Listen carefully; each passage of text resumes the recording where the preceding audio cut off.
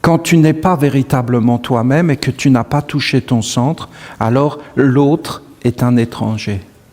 Mais quand tu te connais vraiment toi-même, il n'y a plus d'étranger. Il n'y a plus l'autre et toi. Mais en fin de compte, tout te renvoie à toi. Se connaître soi, c'est pas être enfermé dans le corps, c'est être grand comme l'univers. Ayez le cœur pur comme le cristal, l'intellect lumineux comme le soleil, l'âme vaste comme l'univers.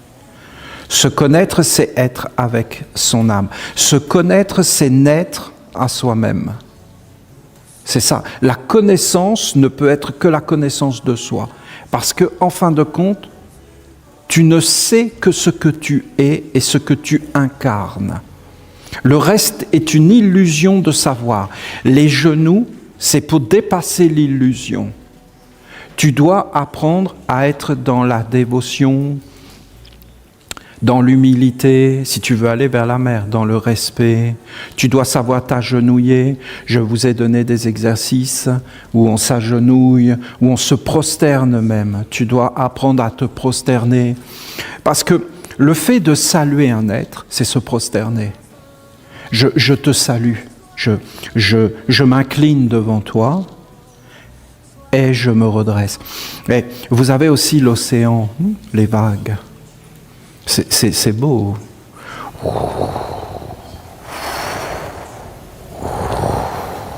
Ça vient vers toi et ça repart. Et la respiration.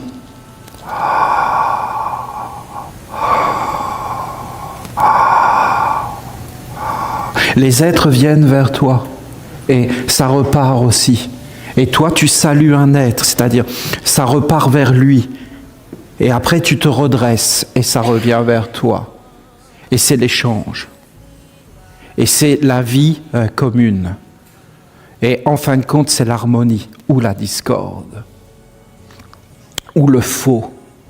Tu t'inclines, tu te redresses, mais ton inclinaison était fausse. C'est faux. Tu dis bonjour, mais c'est un réflexe. Tu ne dis pas bonjour. Tu embrasses. Bonjour. Bonjour. Bonjour, dégage. Dégage. Oui. Bonjour, dégage. Ah, toi, tiens, viens, bonjour. Oui. Donne-moi ce que tu as, dégage. Dégage. C'est une ombre.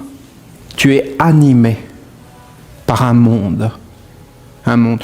Tu t'arrêtes, tu respires, tu t'aperçois que tu es en train de faire n'importe quoi. C'est pas toi.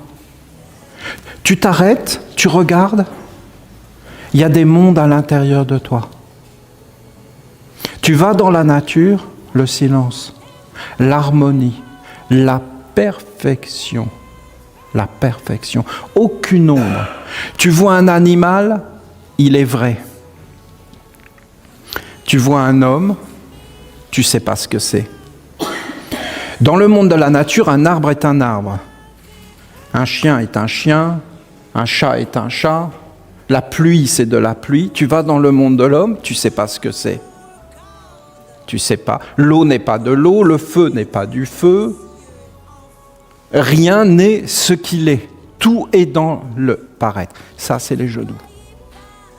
Tu dois enlever. Et tu dois être pur, tu dois être vierge, tu dois te nettoyer.